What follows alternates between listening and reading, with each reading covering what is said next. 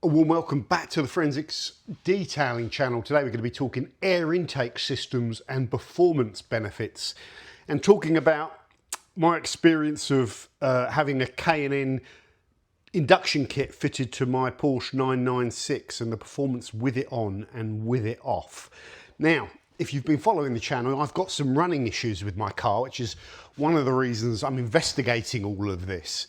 Before we go into that, I just want to show you a sort of more stock air system that we've got running on this car. So here's the 996, and at the moment we are now running a stock airbox. So it takes its cold air feed in down there straight into the airbox, through the air filter, and in through into the air intake system through the throttle body. We've got a PSR line, resonator delete, and a sports air filter in there. So essentially you're getting cold air coming through and going into the engine. So that's just a quick thing on the stock system. Now, when you install the K&N air filter, a couple of concerns that are raised about this is that the ducting that we saw, which pulls the air into it, tends to end here, and it blows that cold air into that flat face of the filter cone on the K&N. So you're not getting that cold air going direct down the pipe and into this. It's going to hit this and then circulate out, and it's going to mix with warm air in the back of the engine bay. So the concern is that you might be getting hotter air going into your induction, into your induction kit. The other concern is the length of this kind of pipe. Dan's kind of obsessed, Dan's Timeless Classic, with all of this kind of airbox and induction thing. So also the length of the pipe that it's got to travel through might be a factor. And the frame, the housing for the induction kit being kind of steel black metal, maybe a concern that might radiate some heat as well, so that you're not getting cool air, which could affect your performance. So there's a little preamble on the stock airbox and the K&N filter. Okay, induction kits and these K&N kits are quite high quality, and they're relatively affordable performance upgrades. And on lots of cars, I think if you fit them, you may well see some performance improvements. But I think on the 996, 911, word on the street is you tend to lose a few horses. Now, before we talk about what I've gained and what I've lost, the history of the car. So I bought this car a couple of years ago, and I blew the engine up. Before I blew the engine up, I ran the car a bit and I ran it on circuit, and it always felt a bit backed up and down on power to me, but didn't really think much of it. It was there, but it wasn't majorly noticeable. I blew the engine up at Thruxton because of oil starvation. I had the engine rebuilt, and when the engine was rebuilt, I ran it in. I'd done 3 track days on it. I still noticed that it was down on power from stock 996s, and I've driven, lots of other 996s, and when I was driving with other 996s, I'd noticed they would sort of start to pull away in the higher revs. So that prompted me to go and get the car rolling roaded at Surrey Rolling Roads. And I will show you right now the overlay of the Surrey Rolling Roads initial, rolling road session and the data. Here we go.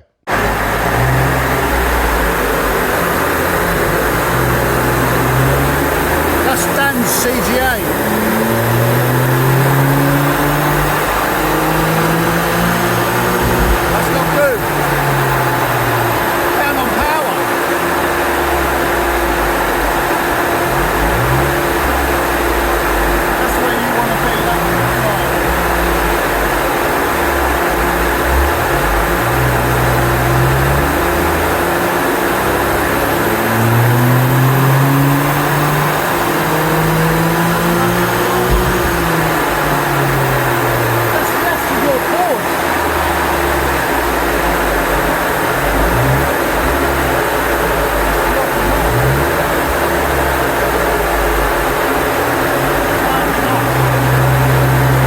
So as you can see from that, guys, the car was pulling around, I think it was 248 horsepower.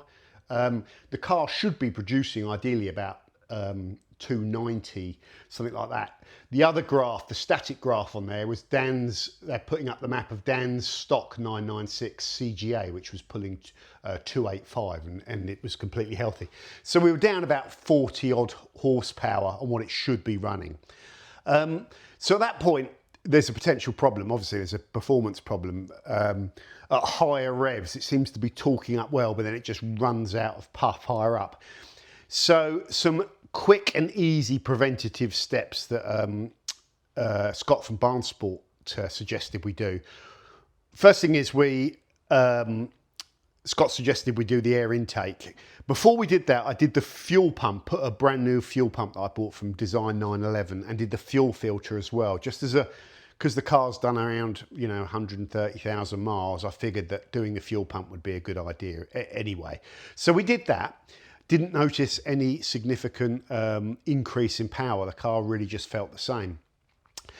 I did also, before doing that, I did just try cleaning all the filters on the K&N. Didn't make any difference, just to make sure the filter was clean. It wasn't all blocked up. So we did a full clean on that and re-oiled it with the K&N, the proper K&N stuff, the stuff that's red, Didn't make any difference. Did the fuel pump, fuel filter, didn't make any difference.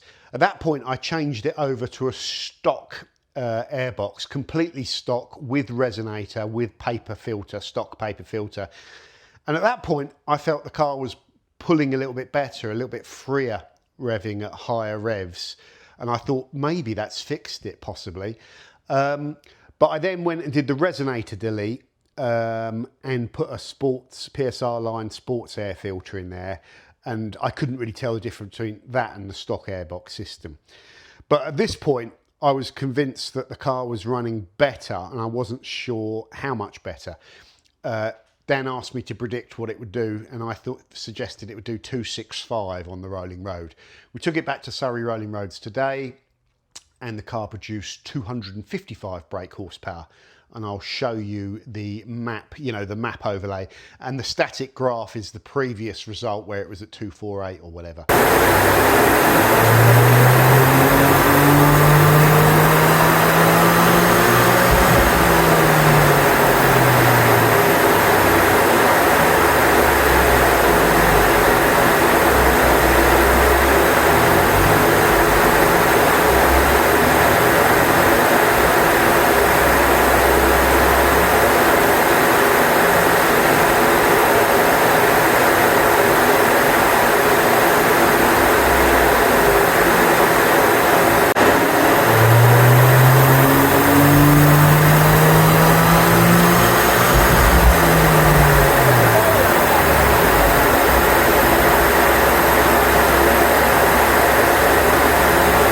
So a rough summary of that is that we're up 8 horsepower.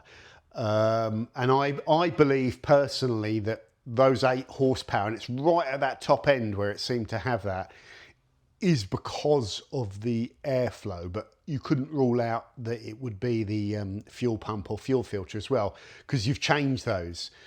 But I believe, because I couldn't feel the difference, so I believe changing that air filter, I could feel the difference, that's what's giving me that little bit of power. So my layman's thoughts on this is that if I put the K&N back on, I'll probably lose maybe 8 brake horse right at the top end of that curve. Is that enough for me to worry about it? Yes, it is. I think I'll continue to run a stock airbox on my 996. Just because I know it's going to get that proper cold air flow, and I think the stock system is better at not transferring heat from the engine into the airflow as it goes through. I think the stock system's better.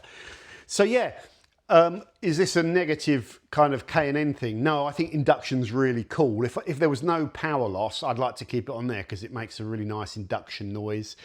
It fits all in there really nice. It's an easy mod to do, and it just gives you a nice sound. And like I say, on lots of cars, I think you will see some performance improvements. But in short, on mine, I think it's costing me about 8 brake horsepower.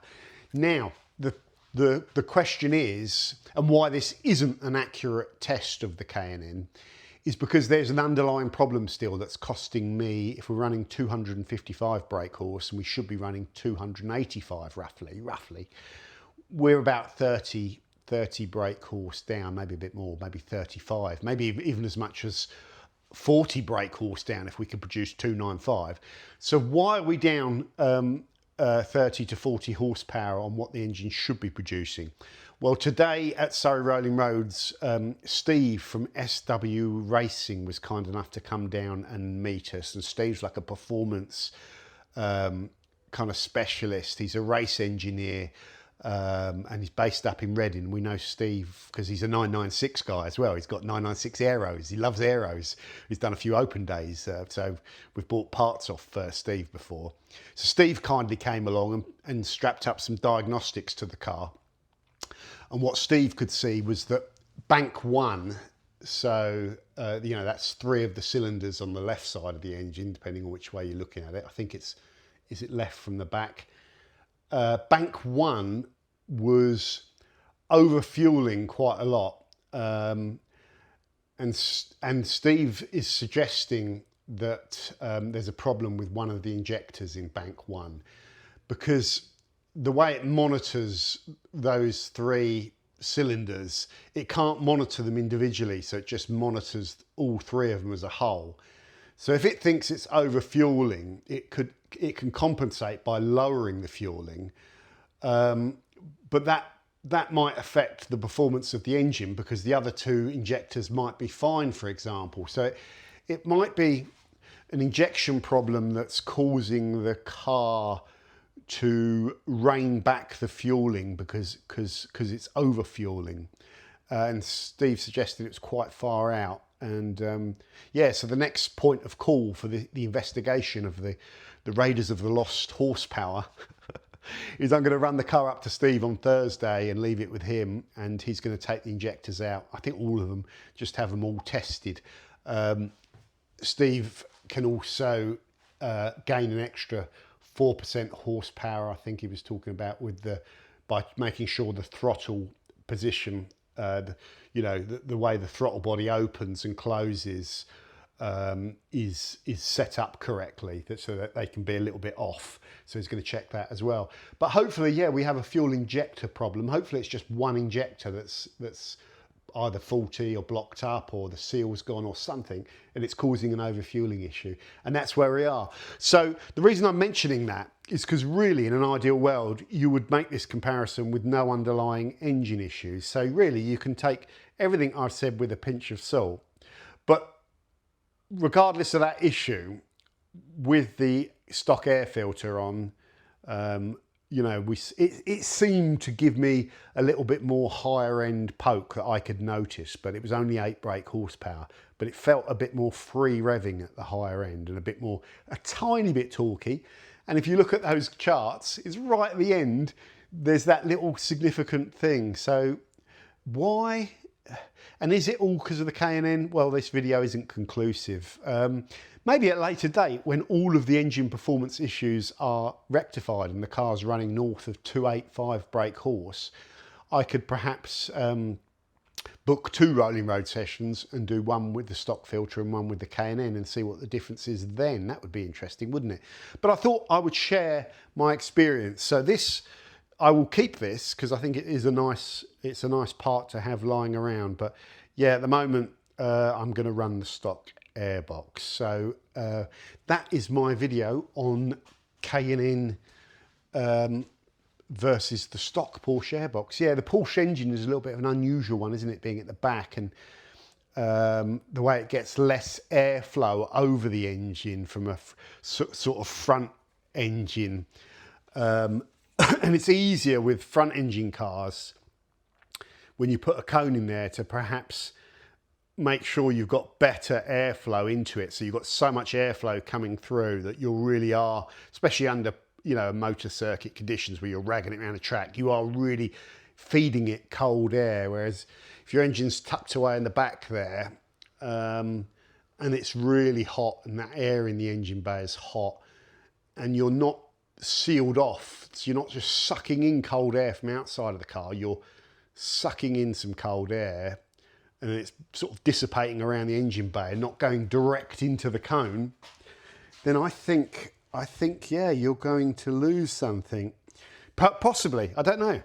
So maybe the design of this, because there are other airbox designs, you know, that won't have the filter cone sitting inside the engine. I know some of the guys, or Dan was telling me that some of the guys that race these will use an induction cone potentially, but they'll get rid of all of this and they'll get the induction cone just going straight into the back of the engine, and then have sort of like an airflow thing directed straight into that cone so that it's getting colder air. So yeah, maybe you could do some modifications to this or something like that to get something that will suit your requirements a little bit more. Anyway, thank you very much for watching. I'll let you know once some of my performance issues are sorted. I can't wait for this car to run at full power. It'd be lovely. It is hard to notice, and it's, you know, it's only under that kind of peak load higher up in the rev range where you're dropping it, but still a significant fallout of power, and you can feel the difference when you drive a stock one there. It keeps wanting to pull that higher rev, whereas this goes and then when you're in the higher revs, it just feels like it's tight and choked out, as I've said before. Okay guys, over and out. Thanks for watching. Doug.